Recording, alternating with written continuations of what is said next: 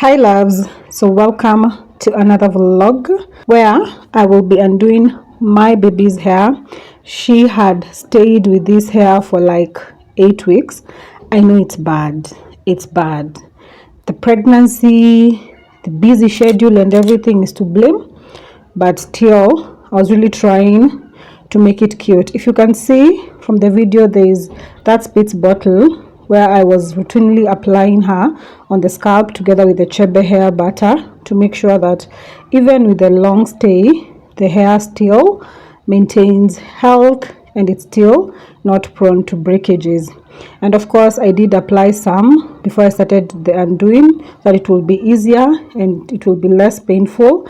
And if you stick around, you'll see that I was also applying it after I was done with the hair removal.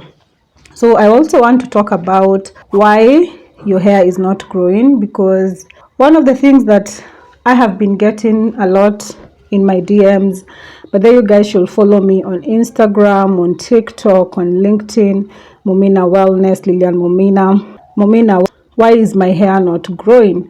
That is a very common question, and others come in with their children telling me that, oh, their hairs are not growing, they are stunted and all that. And I just want to remind you that provided you are alive, your hair is growing. I've said it. It's just that maybe the retention or the follicle health is really bad such that the volume is not growing. So as I take down these braids, let's talk some of the things that cause stunted hair growth and poor volume, as well as some of the solutions as to how you can achieve the length and the volume that you desire for yourself and your baby girls. Please also note that I am currently 8 months pregnant. That is why the breathing, but we are still gonna do this. I promised consistency, and you're still going to try as much as you can to maintain it. So the first reason that your hair is not growing or your baby girl's hair is not growing is because we as African women, I'll not generalize Kenyans because it's a thing for African women, we are really heavy on manipulation and very low efforts are put when it comes to protecting the hair. What do I mean?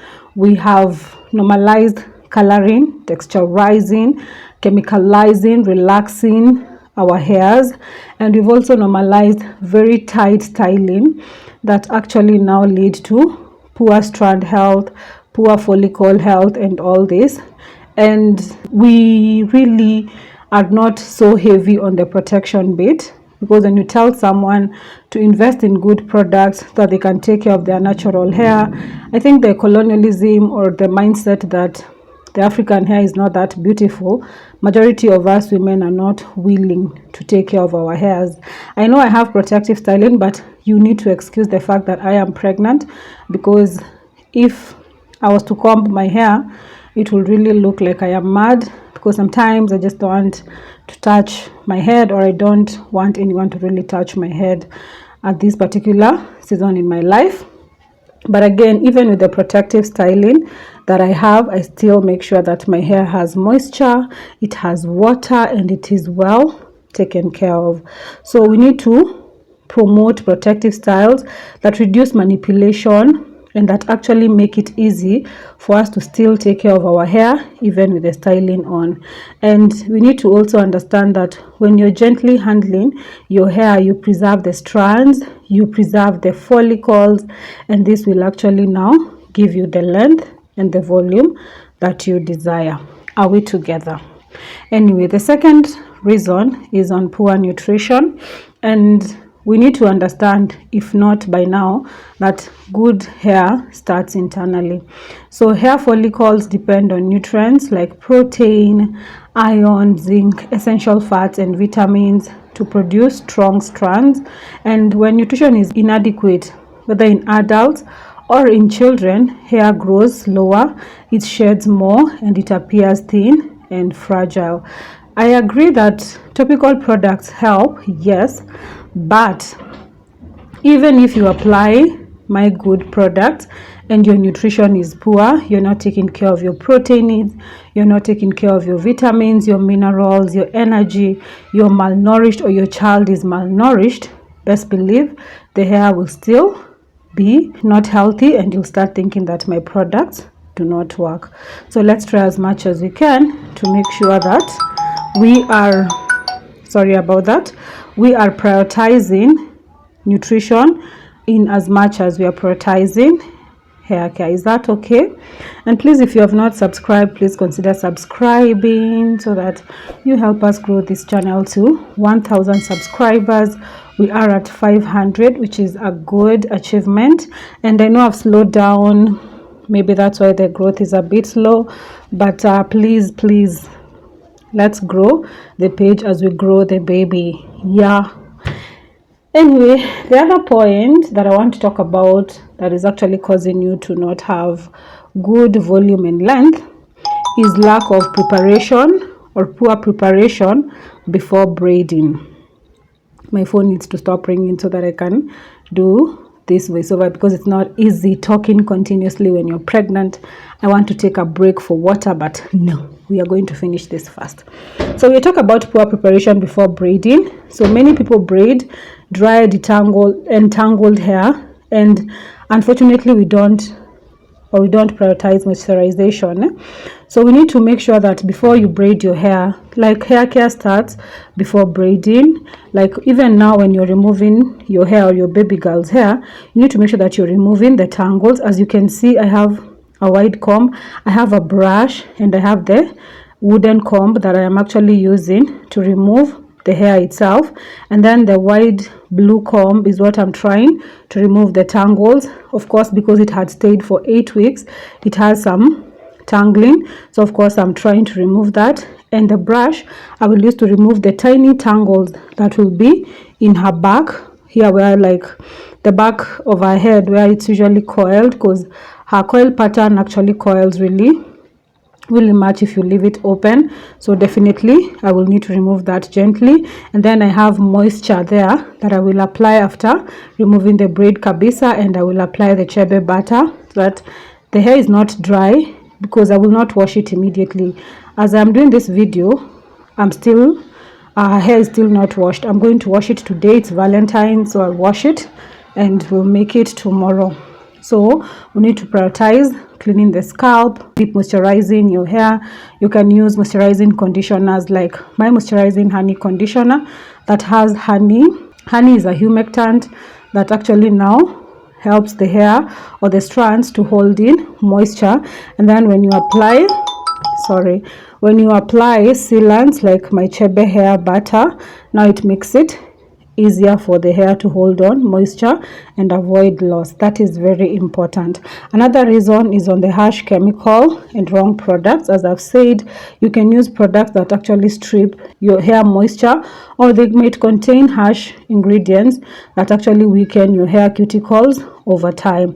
And it's very important to remember that dry hair breaks easily, and breakage is the biggest enemy of length and volume retention. So choosing nourishing, moisturizing products makes a whole difference when it comes to your hair care, even for your kids. And you know, for the children, the follicles and the strands are still a bit delicate, so you need to make sure that you are doing that. And of course, another thing that we do is we skip satin protection, and we know that our hair loses water when you're sleeping, when you are moving around. Like right now it's really hot, so if you can stay with satin, if you're not moving or if you're not going anywhere in the house, you can just apply your moisture, you apply your butters, then you put in your satin bonnet so that your hair can avoid losing the moisture. And it's also very important that, because of course people will say that they'll sweat, so you can always wash your hair. You can increase the frequency that you're going to have when you're washing your hair during the hot climatic conditions. Let's remember that cotton pillowcases also help absorb moisture, and they remove moisture or water from your hair, and this can create friction while sleeping. So getting something like a simple satin bonnet or a pillowcase that has or is made out of satin will actually help retain moisture and reduce breakages overnight, and it is one of the easiest growth habits to adapt. As I told you, you see, I am applying her water on her hair. Apart from the fact that it's going to hydrate and moisturize the hair, it is also helping to make the hair recover that color from the dirt. The hair was really dirty and I'm going to wash it, I know. And of course, if you're an adult, high stress level can cause you hair damage and hair breakages because of hormonal imbalances that actually disrupt hair growth cycle, and this leads to increased shedding and slower regrowth, especially for women. And healthy routines, rest and self-care matter a lot for both moms and our little ones. My phone seems to be so busy and it had not rung the whole morning, and now when I'm just seated here to do the videos when everyone wants to talk to me, but it's well. I hope you guys have learned something, a thing or two, on how to protect and how to retain length and volume. And one thing that I want you to remember is that when you're removing your styling, that is basically unbraiding what I'm doing. We also made chips, and my baby was having chips, eggs, and some fermented milk, what we call mala in Kenya.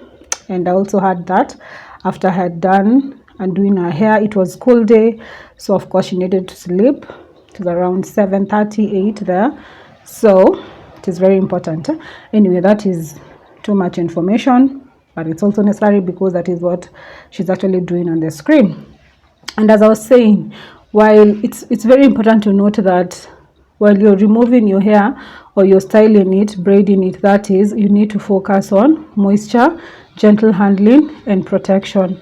And that is why I usually sell you my hair growth bundle to help you support that process by nourishing the strands, locking in moisture, and minimizing breakages, because real hair growth is not about quick fixes. It's about consistent, healthy care routine.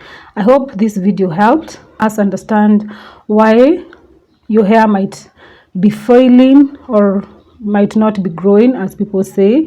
And let me know in the comment section which of these that we have talked about. I've talked about maybe 7 points. These points that I've talked about affects your hair the most. And if you're a mom, tell me how long do you usually keep your braids in. We need to improve. I need to improve because I had said I will not be keeping them for 8 weeks, because even last year I was doing that a lot, and I was like, I need to stick with 4 to 6 weeks, and just like that 8 weeks had gone by. But we shall do better. So don't forget to like, subscribe, and share with another mom, a woman on her healthy hair journey. And also, let me just justify why it's easy for me for her to stay with braids for 8 weeks. Is because I am heavy on hair care, even with her braids on. As you can see, her hair is not dry, it's not fragile, and it's not breaking. I will see before the end of the video, the shading was a bit very normal. You can see the hairs on the sets. That is the shading that was happening during removal, and it was not a lot. Considering this hair has stayed for 8 weeks, it was not a lot. Her length is really catching up. Her volume is great. I'm even thinking about how it's going to be when she grows older. This hair will be too much for me to handle. But anyway, I'll be stronger. I will not be pregnant, and I'll have the strength to handle it. So thank you so much for watching. Remember, you guys, to subscribe, like, and support my channel. Let me know in the comment section what you'd like me to do, and I'll definitely be doing that.